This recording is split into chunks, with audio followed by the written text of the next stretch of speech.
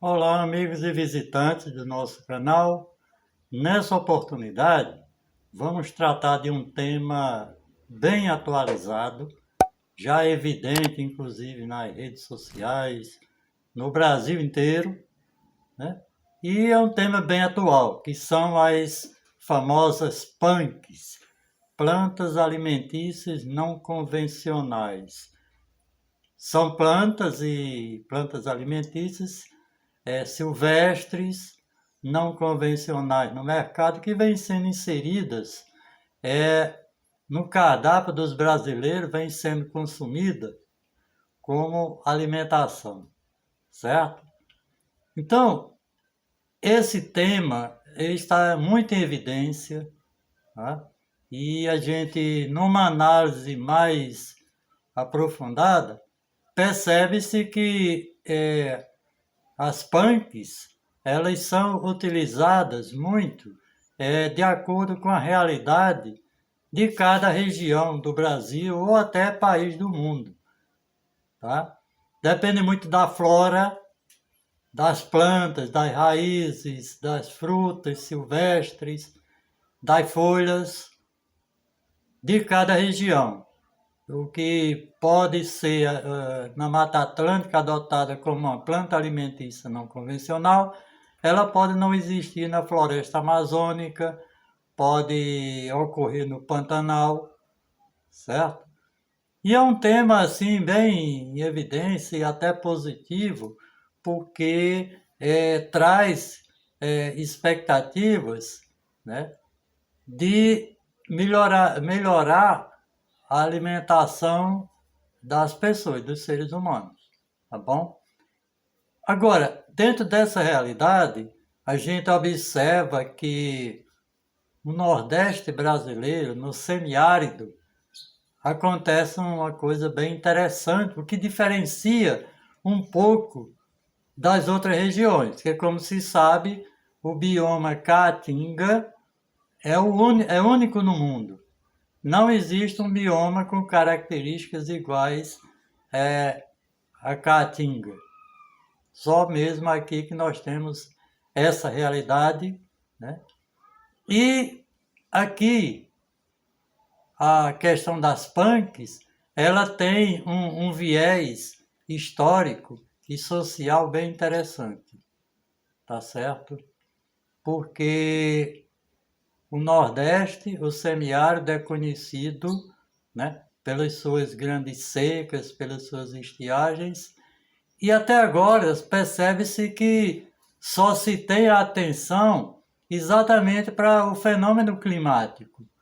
A seca, a falta d'água, a mudança de clima.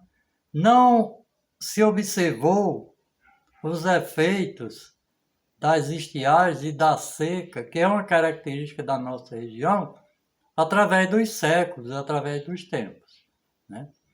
Daí, trazendo-se a lógica das punks para a realidade nordestina, observa-se que já há mais de 2 séculos a nossa região se utilizava das punks, das plantas alimentícias não convencionais, em caráter emergencial. Porque imagine-se, por exemplo, 2 anos de estiagem numa região como o Nordeste, onde, na época, principalmente no século passado, 80% da população dependia e sobrevivia do setor primário, da agricultura e da pecuária. Então, quando não chovia, o período era de seca de até 2 anos, né? Então não havia produção de alimento. Não havia, inclusive, alimento para os animais. Então, tudo parava de viver, certo? E não havia logística de comércio, de transporte, para suprir as necessidades dessas comunidades, dessa população. Daí, as pessoas, os sertanejos, a população flagelada pelas grandes secas, lançavam mão de plantas alimentícias não convencionais da Caatinga. E a gente procurando analisar essas plantas, o que é o fator nutricional principalmente dessas plantas, descobriu-se que elas têm uma capacidade muito grande de suprir a necessidade da população. Por exemplo, a faveleira, que é uma euforbiácea aqui nativa da nossa região, uma xerófita, o grão da faveleira, a semente, contém uma concentração de aproximadamente 66% de proteínas, afora sais minerais e açúcares reduzidos, né? Então, analisando algumas dessas plantas, observou-se que elas garantiam a sobrevivência e a alimentação dessas populações flageladas pelas grandes secas. Tá? Nós temos o caso, vou citar aqui algumas, por exemplo, a faveleira, que é uma árvore da nossa região endêmica, uma euforbiácea, ela fornece o grão para alimentação, com toda essa capacidade nutritiva, para a produção de paçoca, a produção de extrato, uma espécie de leite tirado do grão, e também a produção de pequenas quantidades de azeite. Conforme se observou, esses subprodutos alimentícios têm alta capacidade nutritiva.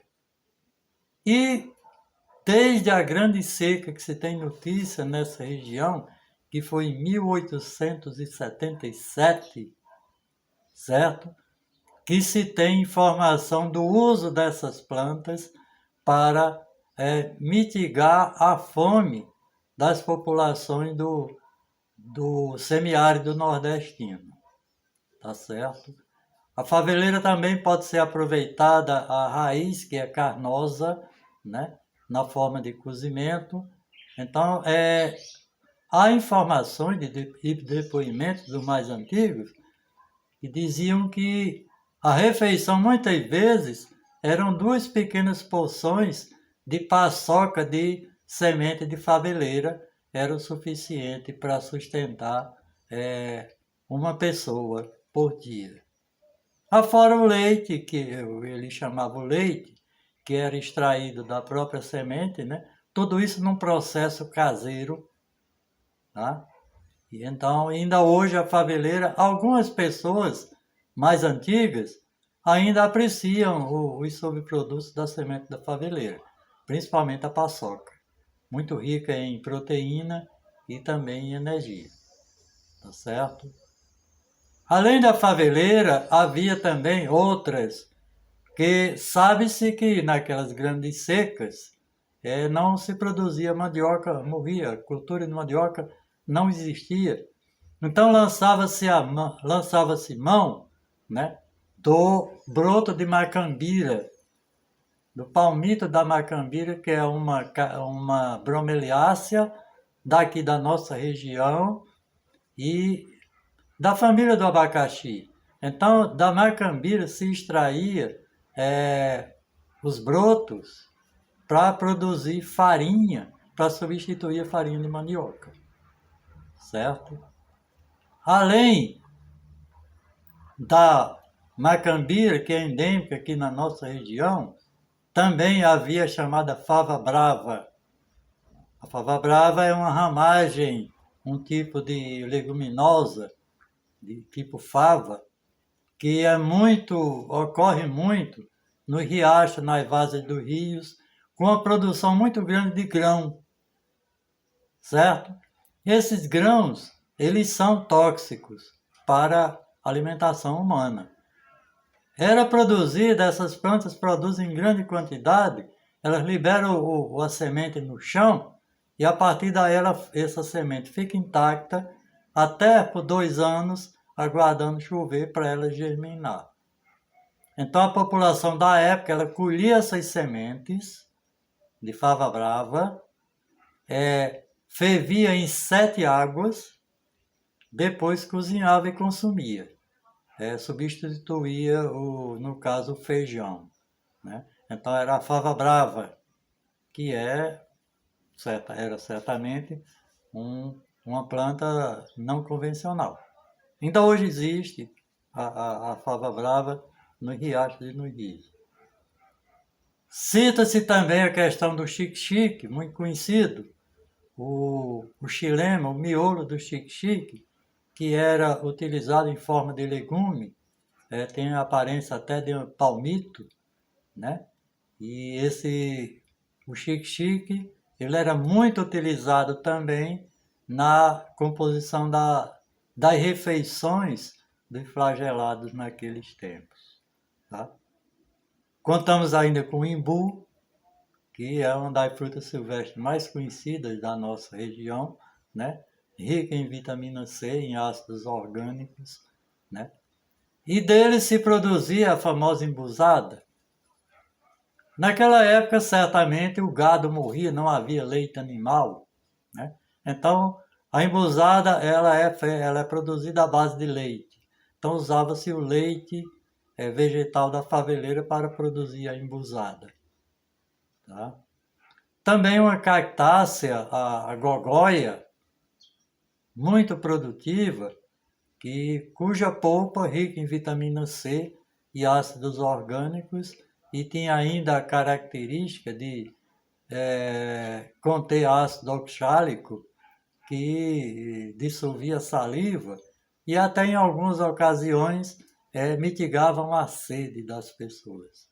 Era a polpa da gogóia. E a maioria dessas plantas, a floração também servia para alimentar a fauna, os insetos, os beija-flores, porque a gogóia, por exemplo, essa cactácea, ela flora o ano todo, independente de chover ou não.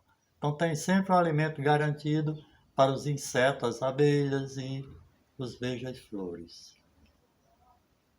Essas plantas ainda existem aqui na região e muitos apreciadores de frutas silvestres ainda consomem a gogóia, o imbu, a própria paçoca da faveleira. Tá certo? Então, gente, nessa análise observa-se também que vem a grande questão. Como é que não chovia, passava 1 ou 2 anos sem chover, e essas plantas produziam? Com certeza, porque são xerófitas adaptadas à nossa região da seca, e elas têm uma capacidade incrível de armazenar reservas nutritivas, principalmente látex e água. Então, por 2 ou 3 anos, qualquer uma dessas plantas, elas resistem à seca e floram normalmente e frutificam independente de chover. Tá? Daí a natureza, a criação foi muito generosa com esse bioma nosso, né? Que as xerófitas, como todos nós sabemos, logo após um pequeno período chuvoso, ela descarta toda a folha, perde toda a folha, fica só os cipós para economizar água e armazenar reservas para atravessar os anos de seca. Então, gente, esse é um pequeno resumo das punks da nossa região, que além do caráter nutricional, do caráter de novidade na alimentação humana, tem seu caráter histórico, seu caráter geográfico, inclusive, porque essas euforbiáceas, essas plantas xerófitas, só existem aqui no semiárido, certo? Então merece que a gente tenha uma certa atenção, porque realmente essas espécies, elas salvaram, elas serviram de alimento emergencial durante as grandes secas do século passado. Eu cito aqui a grande seca de 1877, que aqui na nossa região, aqui em Parelhas, existem ainda vestígios e sepulturas de pessoas que morreram de fome no mato. Animais nem se fala, não tinham o que fazer. não havia logística de transporte para importar alimento. Então, eu acho que merece atenção essas plantas alimentícias não convencionais da Caatinga, tá? Para que se estude até se incorpore alguns desses alimentos, dessas plantas, ao cotidiano das pessoas de hoje. Que apesar de toda a logística de mercado, de produção de alimento, de importação, também eu acho que vale a pena se tratar dessa nossa cultura da época, tá certo?